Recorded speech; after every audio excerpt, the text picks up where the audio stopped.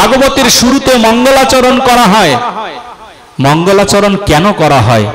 আমরা কি প্রশ্ন করেছি কখনো যে কেন মঙ্গলাচরণ করা হয়? আমার মতো দুষ্ট লোক বলি মঙ্গলাচরণ শেষ হোক, তারপরে ভাগবতে যাব। অথচ মঙ্গলাচরণ শব্দের অর্থ আমাদের জানা হলো না। আমরা জানতে এসেছি, আপনাদের যদি চরণের কৃপা হয় তাহলে আমরা জেনে যাব কেন মঙ্গলাচরণ করা হয়।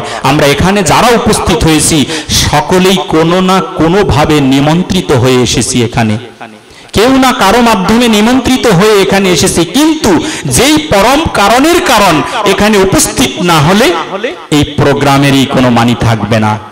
সেই পরম কারণের কারণ এই মঙ্গলাচরণের মাধ্যমে যাদের যাদের প্রণাম মন্ত্র পাঠ করা হয় তৎক্ষণাৎই তারা সেই স্থানে থেকে ভক্তের মনের বাসনা পূর্ণ করে দিয়ে যায়।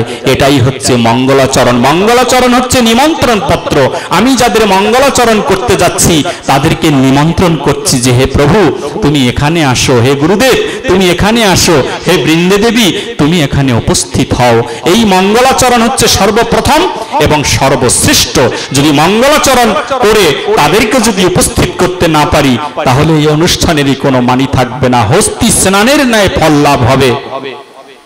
এবং আমার জীবনে প্রথম যেদিন ভাগবত আসে, বিভিন্ন তীর্থ আদি ভ্রমণের পরে, মথুরা বৃন্দাবন ভ্রমণের পরে যখন আমি আমার এলাকাতে আমি অবস্থান করছিলাম, তখন এক মাতাজি আমাকে বলছিলেন বাবা আমার গৃহে একটু যেতে হবে। আমি বললাম কেন? বলছে ভাগবত পাঠ করার জন্য। আমি বলেছি ভাগবত তো সে তো আমি জানি না। বলছে এই কথা বললে হবে না, আপনি বৃন্দাবন থেকে এসেছেন, একটু আসুন না। আমি নিরুপায় হয়ে গেলাম, আমি কিচ্ছু জানি না।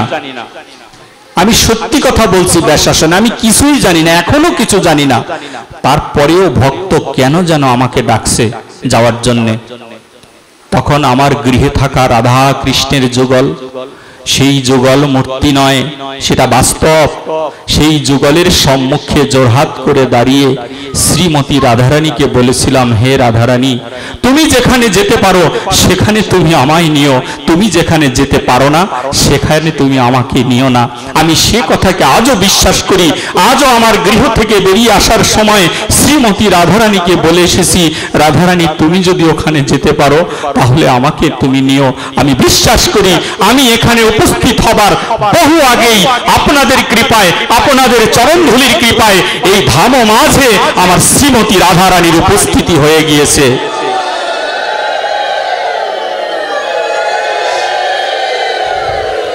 ওং গুরু ব্রহ্মা গুরু বিষ্ণু গুরুদেব মহেশ্বর গুরুরেব পরম ব্রহ্ম তস্मै শ্রী গুরুবে নমঃ।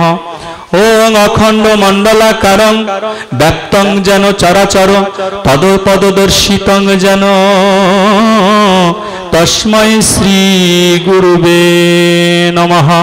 বৃন্দে ওই তুলসী দেবৈ প্রিয়ায় কেশব সচ বিষ্ণু ভক্তি প্রদে দেবী সত্যবতৈ নমো নমঃ।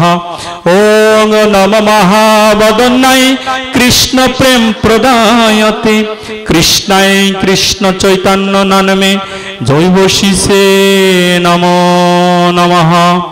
ওং নম মহাবদন্যায় কৃষ্ণ প্রেম প্রদায়তে কৃষ্ণায় কৃষ্ণ চৈতন্য নামে গৌরতিষে নমো নমঃ। বাঞ্ছা কল্পতরুভস্য কৃপা সিন্ধু ভয়েব চ পতিতানাং পাবনেভ্যো বৈষ্ণবেভ্যো নমো নমঃ। হে কৃষ্ণ করুণা সিন্ধু দীনবন্ধু জগৎপতে গোপেশ গোপিকা কান্ত রাধাকান্ত নমস্তুতে। তপ্ত কাঞ্চন গৌরাঙ্গী রাধে বৃন্দাবনেশ্বরী বিশ্বভানুসুতে দেবী প্রণমামি হরি প্রিয়ে। জয় জয় শ্রীকৃষ্ণ চৈতন্য প্রভু নিত্যানন্দ শ্রী অদ্বৈত গদাধর শ্রীবাসাদি গৌর ভক্ত বৃন্দ। হরে কৃষ্ণ কৃষ্ণ কৃষ্ণ হরে হরে, হরে রাম রাম রাম হরে হরে।